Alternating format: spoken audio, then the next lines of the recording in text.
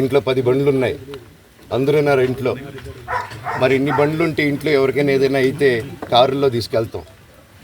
ఆ రోజు 108 అంబులెన్స్ వచ్చింది మా ఇంటికి. ఈ విషయం ఎవరికైనా తెలుసా? పోలీసులు కూడా తెలుసు, అది ఎస్ఐ గారికి తెలుసు.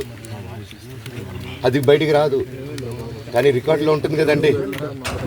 అది కనుక్కోండి సార్, 108 ఎందుకు వచ్చిందని. అండ్ నిన్ను ప్రతిదీ నేను కొడుతున్నాను, ఇది చేస్తున్నాను అన్నారు కదా సార్. సీసీటీవీ కెమెరాలు తెప్పిండి సార్. నేను కిరణ్ని, విజయ్ని ఇమ్మీడియట్గా తీసుకొని యాక్షన్ తీసుకోండి. వాళ్ళే దొంగతనం అండి. పిల్లల జోలికి వెళ్తే ఎవరికి ఇది. నేను అందుకే నాకు మా నాన్న దేవుడండి.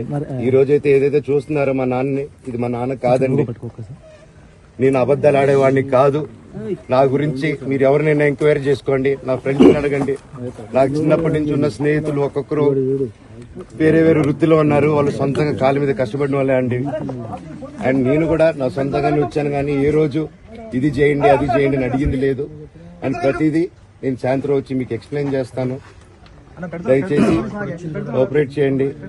మీరు అందరూ ఉన్నందుకు. విజయ్ గారు, విజయ్ అనే వ్యక్తి నిన్న అంత చెప్పిన తర్వాత కూడా మా ఇంట్లోనే నన్ను కొట్టేటప్పుడు అతని కారు నింది వెనకాల నుంచి అలా వెళ్ళిపోయారు అందరు ఉండంగానే.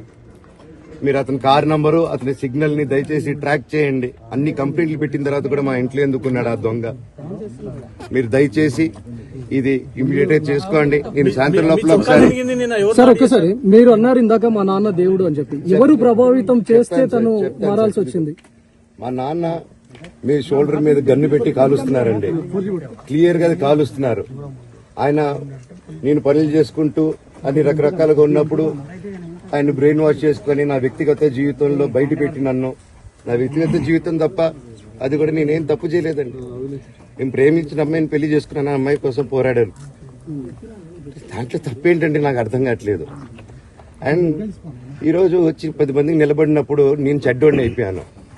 ఎక్కడ సైన్ పెట్టమంటే పెట్టాను, రమ్మంటే వచ్చాను, పొమ్మంటే పోయాను. ఎన్ని సినిమాలు చేయమంటే అన్ని సినిమాలు చేశాను. అన్న కంపెనీల్లో పనిచేశాను, సాంగులు చేశాను, వాళ్ళకి రికార్డింగ్లు చేశాను, ఫైట్ డైరెక్షన్లు చేశాను. ఎంతో గొడ్డులా కష్టపడాను, మనసు పూర్తిగా సంతోషంగా చేశాను. నాకు 1 రూపాయి అడిగింది లేదు, ఆశించలేదు. నేను దానికోసం నాకు కావాలి, నేను పనిచేసిన దాన్ని కూడా నేను అడగట్లేదు. ఒకటే అడుగుతున్నాను, మీకు నిజం తెలియాలి. అందుకోసమే ఏంట్రా వీడు అన్ని బయట పెడుతున్నాడు అనుకోవచ్చు, కానీ ఈరోజు నాకు భార్య పిల్లలు ఉన్నారండి. ఈ రోజు నేను నిలబడకపోతే రేపు నా కొడుకు పెద్దోడైన తర్వాత, కూతురు పెద్ద అయిన తర్వాత వాళ్ళకి నేను సమాధానం చెప్పుకోలేను. నేను దొంగతనం చేసి వేరే వాళ్ళు కడుపులు కొట్టి నా పిల్లల మొహం నేను చూడలేను, ఆ కూడు నా పిల్లలకి పెట్టలేను.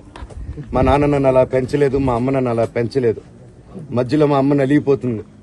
మా అమ్మని హాస్పిటల్లో అడ్మిట్ అయ్యారని చెప్పి నేను అబద్దాలు ఆడారు. హాస్పిటల్కి వెళ్ళి చెక్ చేయించుకుంది అమ్మ.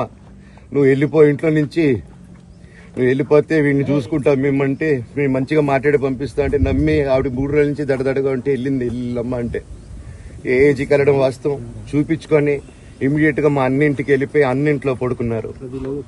మీకు ప్రతిదీ తెలుస్తుంది. ఈ రోజుల్లో ఏది దాచలేరు. మరి ఇంత క్యారెక్టర్ అసాసినేషన్ నేను చేయని దానికి చేశారు అని, నా భార్య వచ్చిన తర్వాత నేను చెడ్డోడినయ్యానని, అదే వాళ్ళ తల్లిదండ్రులు ఉండుంటే గమ్మునుంటారా అండి? ఈరోజు నేను గమ్మునుంటే ఎలా అండి? తనకి తల్లి అయినా తండ్రి అయినా అన్ని నేనే అండి. ఈరోజు తను వాళ్ళ ఇంట్లో ఆధారపడదు, నేను మా ఇంట్లో ఆధారపడను. నేను నా సినిమాలు చేసుకుంటున్నాను. తను సొంతంగా ఒక టాయ్ కంపెనీ పెట్టుకుంది.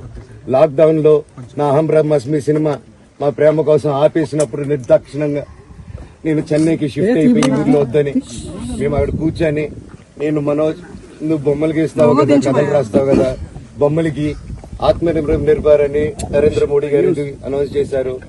ఈ బొమ్మలు, నీకు బొమ్మలు ఇష్టం, పిల్లలు ఉన్నారు, మనమే క్రియేట్ చేద్దాం బొమ్మలు అంటే నేను డ్రాయింగ్లు చేసి కథలు రాసుకొని నా ఫ్రెండ్స్ దగ్గర కొంచెం అప్పులు చేసుకొని మేమే పెట్టుబడులు పెట్టుకుంటూ, నా ఫ్రెండ్స్ కూడా పెద్ద కష్టపడి వచ్చిన వాళ్ళండి, వాళ్ళకున్న కొంతలో నాకు పంచుకుంటూ